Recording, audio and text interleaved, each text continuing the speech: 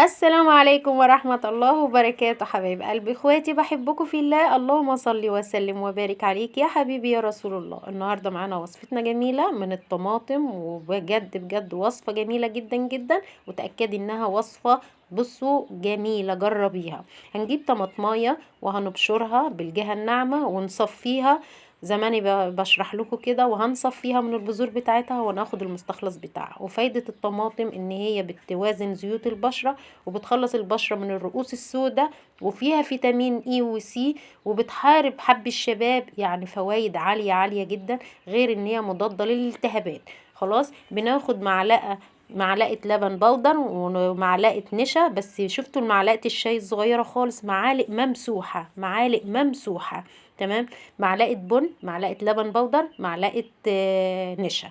وكل فايدة كل حاجة فيها، احنا عارفين ان البن بيعالج الشيخوخة، وبيعالج التسبغات اللي بتبقى موجودة في البشرة لانه مضاد للأكسدة، بيعالج حب الشباب ان هو مضاد للبكتيريا، بيعالج الهالات السوداء لاحتوائه على مادة الكافيين اللي الموجودة فيه.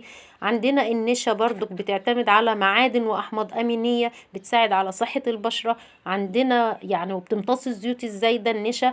يعني عندنا الوصفة كلها جميلة جدا جدا. ايه المستخلص اللي في ايدك ده يا مدام هدى؟ ده فاكرين الوصفة اللي فاتت اللي هو منقوع او بنغلي الكركديه مع بذر الكتان. هتقولي ما عنديش بذر كتان، خدي زهرة الكركديه زي ما انا بوريها لك دلوقتي، وحطها في كوبايه واغلي شويه ميه وحطها عليها، بلاش بذر كتان.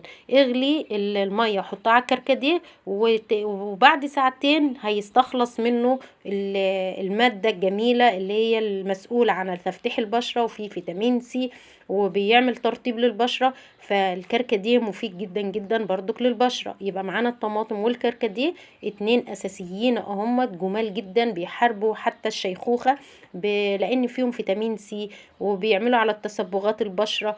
يعني هناخد 3 معالق من الكركديه، وهناخد 3 معالق من عصير الطماطم، وهناخد كمان ايه المكون بقى مادام عاوزين الوصفة تبقى عالية كده ووصفة جميلة، وصفة فاخر من الاخر زي ما بنقول.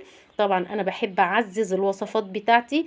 منقوع لبان الذكر اللي دايما بنوه عليه، بقول لكم يعني بوتكس، يعني كولاجين، يعني فوائد عديدة عديدة، وشد البشرة وملء الخطوط التعبيرية من منقوع لبان الذكر. بنجيب لبان ذكر وبننقعه في ميه ونسيبه في برطمان في التلاجة. تأكدي ان انت هتستفيدي منه كتير. ده انت لو بقطمة كده وتاخدي المية بتاعته وتحطي او توضعها على بشرتك قبل ما تنامي، شوفي الجمال وشوفي الحلاوة، لوحده كنز.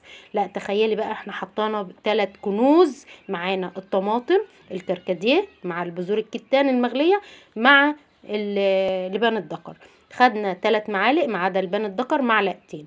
وعندنا المكونات التانية احنا قلنا معالق ممسوحة من المعالق الصغيرة، معالق الشاي. بناخد كل مكون ونقلبه كويس عشان ما يحصلش تكتل. هنحط معلقة النشا وبعد منها معلقة اللبن البودر، كل مكون هنحطه قلبيه كويس عشان ما يحصلش تكتل. ومع ذلك انا علشان اضمن برضو ان كل حاجة معمولة تمام، انا هصفي بعد ما اقلب التقليب الكويس اللي انتوا شايفينه ده. انا هبدأ اصفي المكونات اللي انا عملتها. تمام. هنصفيها بمصفى علشان لو في اي تكتل او حتت مثلا من لبان الذكر وقعت او اي تكتل ما تقلبش كويس، علشان ما يبقاش حتت كده مكلكعة في الوصفة بتاعتنا. وبعد من كده احنا بنقلب التقليب كويس جدا. قلنا كل مكون بنحطه بنقلبه كويس على البارد اهوت. ونبدأ هناخد المكونات دي وهنرفعها على النار، على نار هادية جدا. وهنقول تاني فايدة الطماطم: مادة الليكوبين اللي موجودة فيها، والبيتا كاروتين اللي موجودة فيها، واللوتين اللي موجودة فيها. طبعا مضادات للالتهابات وبتوازن زيوت البشرة.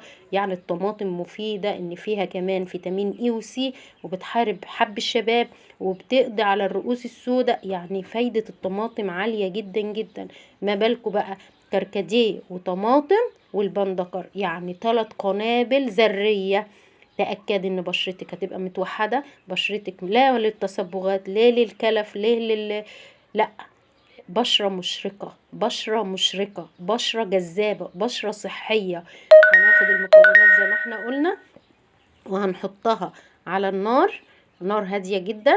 ونبدأ لغاية ما تتماسك، ونبدأ نشيلها من على النار وهنحطها في برطمان. بس قبل ما نحطها في برطمان، ده اختياري، الحاجات دي اختيارية. زيت لوز حلو، لان اللي عندي بقول لكم مر، لا زيت لوز مر، لا زيت لوز حلو. لو عندك حطي معلقه صغيره.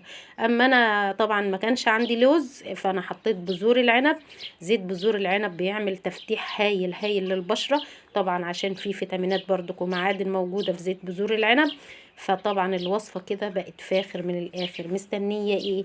يلا قومي اعملي الوصفه بتاعتك وحطي الماسك بتاعك. طبعا عشان حطينا فيه نسبه زيت صغيره، مش هتعمل تزييت على البشره ولا اي حاجه.